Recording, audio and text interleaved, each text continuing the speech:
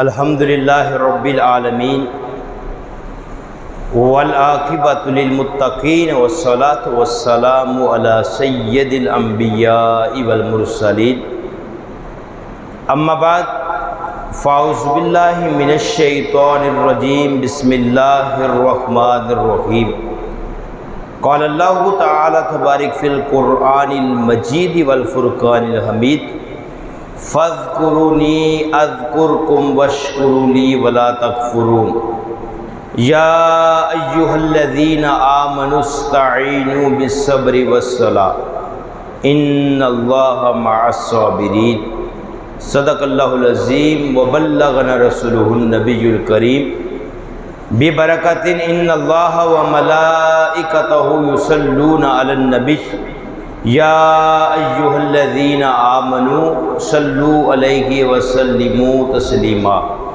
اللہم صلی علی سیدنا مولانا محمد وعلی آل سیدنا واصحاب سیدنا مولانا محمد مبارک وسلم وصلی علیہ۔ سارے احباب محبت کے ساتھ پڑھیں الصلاۃ والسلام علیک یا سیدی یا رسول اللہ وعلی آلک واصحابک یا سیدی یا نبی اللہ الصلاۃ والسلام علیک یا سیدی یا رسول اللہ وعلی آلک واصحابک یا رحمۃ للعالمین یا صاحب الجمال و یا سید البشر من وجہک المنیر لقد نور القمر لا یمکن ثناء کما کان حقہ بعد از خدا بزرگ توئی قصہ مختصر صدیق عکس حسن کمال محمد اس فاروق ذل و جاہ جلال محمد اس عثمان ضیاء شمع جمال محمد اس حیدر بہار باغ خصال محمد اس۔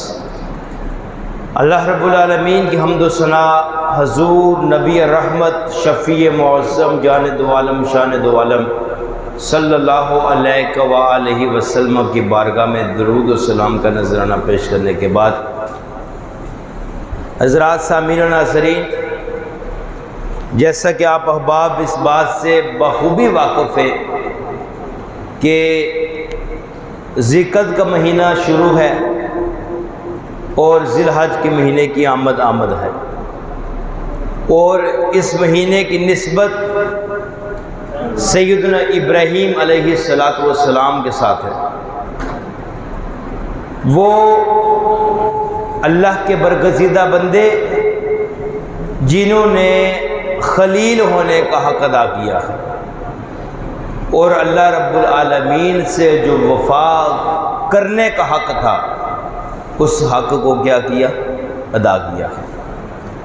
جہاں صبر و شکر کی بات آتی ہے، جہاں اللہ کی رضا کے لیے اپنی جان اور اپنے بچوں کی قربانی دینے کی باری آتی ہے، جو بڑا مشکل مرحلہ ہوتا ہے، اس مشکل مرحلے میں، اس کٹھن گھڑی میں جو ثابت قدم رہتے ہیں وہ حضرت ابراہیم علیہ السلام۔ حضرت ابراہیم علیہ السلام کو اللہ رب ذوالجلال نے بہترین اور بہت سارے معجزات سے، بہت سارے کرامات سے اور عزتوں سے نوازا ہے۔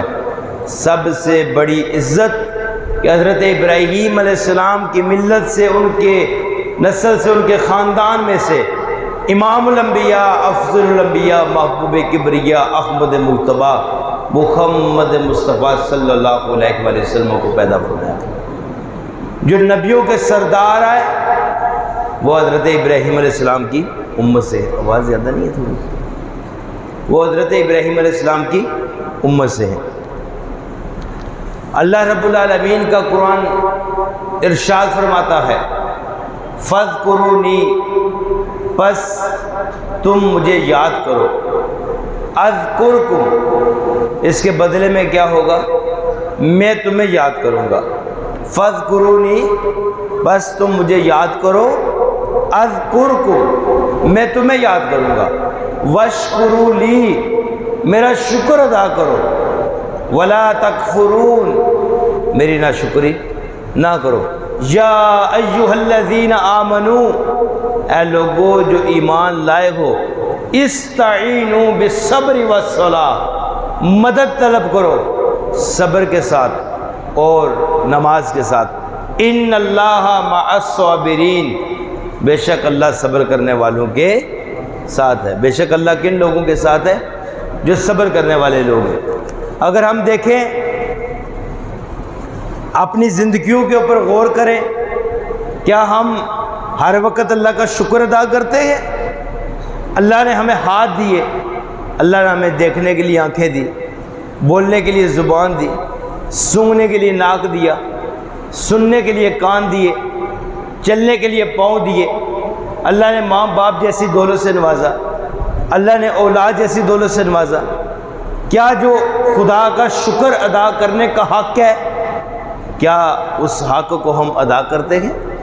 حضرت ابراہیم علیہ السلام نے اللہ رب العالمین سے یہ عرض کی کہ میرے مالک، تو نے کسی کو امیر پیدا کیا، کسی کو غریب پیدا کیا، کسی کو آنکھوں کی دولت سے نوازا، کسی کی آنکھوں کو اس سے چھین لیا، کسی کے ہاتھوں کو دولت سے نوازا، کسی کے ہاتھوں کو اس سے چھین لیا، کسی کو اولاد دی، کسی کو اولاد نہ دی، کسی کو گورا رنگ دیا، کسی کو کالا دے دیا۔ اے اللہ، تو خدا ہے، قادر مطلق ہے، کیا تو سب کو برابر نہیں پیدا کر سکتا تھا؟ اللہ رب ذوالجلال نے فرمایا ابراہیم، میری بارگاہ میں کسی چیز کی کمی نہیں ہے، میں چاہتا تو ساری کائنات کو برابر پیدا کر دیتا۔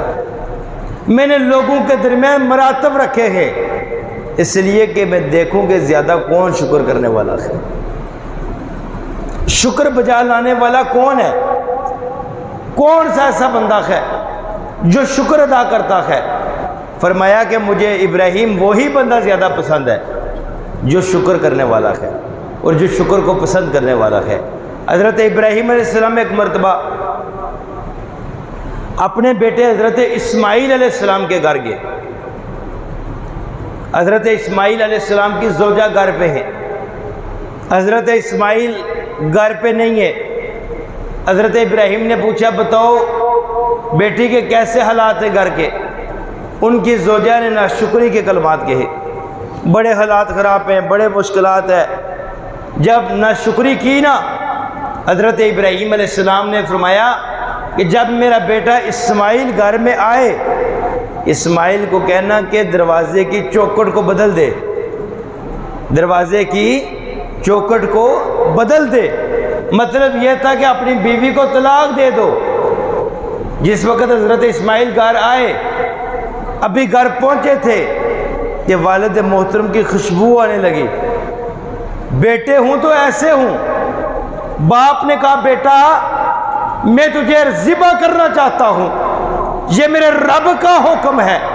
حضرت اسماعیل نے کہا، یا ابت افعل، اے میرے ابا جی جیسا آپ کو رب نے حکم دیا ہے، آپ میرے گلے کے اوپر چھری چلا دیں، میں آپ کا بیٹا ہوں، میں کبھی بول کے نہیں کہوں گا ابا جان میری گردن پہ چھری کیوں چلا رہے ہو، وہ آج کا بیٹا نہیں تھا۔ باپ نے کہا، بیٹا یہ کام ایسے کر لے۔ بیٹے نے کہا، ابا جی آپ کو کیا پتا ہے؟ یا باپ نے کہا، بیٹا مجھے پیسوں کی ضرورت ہے۔ بیٹے نے کہا، ابا جی پچھلے مہینے میں جو دیے تھے۔ یا باپ نے کہا، بیٹا میرا دل یہ چاہتا ہے کہ میں تمہاری شادی یہاں پہ کر دوں۔ بیٹا کہتا ہے، ابا جی میں آپ کی مانتا رہوں، میں تو کسی اور کو پسند کرتا ہوں۔ یا باپ نے کہہ دیا، بیٹا اس کام سے اپنے آپ کو بچا لے۔ بیٹے نے کہہ دیا، ابا جی میں اپنے آپ کو اس کام سے بچا لوں، اس کام میں تو مجھے بڑا فائدہ ہے۔ وہ بیٹا اللہ کے نبی حضرت ابراہیم علیہ السلام کا بیٹا تھا۔ حضرت اسماعیل جب گھر پہنچے نا تو زوجہ سے کہا کہ مجھے میرے والد محترم کی خوشبو آ رہی ہے، کون گھر میں آیا ہوا تھا؟ زوجہ نے کہا کہ آپ کے والد محترم اللہ کے نبی، اللہ کے خلیل حضرت ابراہیم علیہ السلام آئے ہوئے تھے، اور کہا کہ آپ کے والد محترم کا پیغام تھا، میرے بیٹے کو کہنا کہ اپنے گھر کی چوکھٹ کو بدل دے۔ حضرت اسماعیل اپنے والد کا اشارہ سمجھ گئے، اور اپنی زوجہ کو فوری طلاق دے دی۔ زوجہ نے پوچھا وجہ کیا؟ کہا یہ میرے والد کا حکم تھا، جس حکم کی تعمیل کرنا میرے اوپر فرض تھا، لازم تھا۔ اب پھر دوسری شادی کر لی۔ ایک وقت کے بعد، ایک مدت کے بعد جب حضرت ابراہیم گھر میں آئے، پوچھا اے بیٹی کیسے حالات ہیں؟ کہا بڑا ہی اللہ کا شکر ہے، بڑی ہی اللہ کی رحمتیں ہیں، میرے رحمان نے ہمیں بڑا ہی عطا فرمایا ہے، بڑی خوشیاں ہیں۔ حضرت ابراہیم علیہ السلام نے فرمایا میرے بیٹے اسماعیل کہاں پہ ہیں؟ ابا جی وہ گھر پہ نہیں ہے۔ کہا میرے بیٹے کو کہنا کہ گھر کی چوکھٹ بہت اچھی ہے، اب بدلنے کی ضرورت نہیں ہے۔ حضرت اسماعیل گھر پہنچے، پھر والد کی خوشبو آ رہی ہے، پھر والد کی وہ مہک آ رہی ہے۔ پوچھا گھر میں کون آیا تھا؟ کہا آپ کے والد اللہ کے خلیل حضرت ابراہیم علیہ السلام آئے تھے۔ کہا کیا پیغام دے کر گئے؟ کہا حال و احوال پوچھا۔ میں نے کہا رحمان کا بڑا شکر ہے، اس رحیم کا بڑا شکر ہے، اس کریم کا بڑا شکر ہے، بڑی دعائیں دی ہیں، اور فرمایا کہ گھر کی چوکھٹ بہتر ہے۔ حضرت اسماعیل اشارے کو سمجھ گئے۔ کہا کہ میرے والد نے مجھے حکم دیا کہ آپ کی زوجہ کیا ہے، وہ صحیح ہے، اللہ نے جو اس کو صحیح ہونے کا حق عطا فرمایا ہے، اس نے اللہ کا شکر ادا کیا ہے۔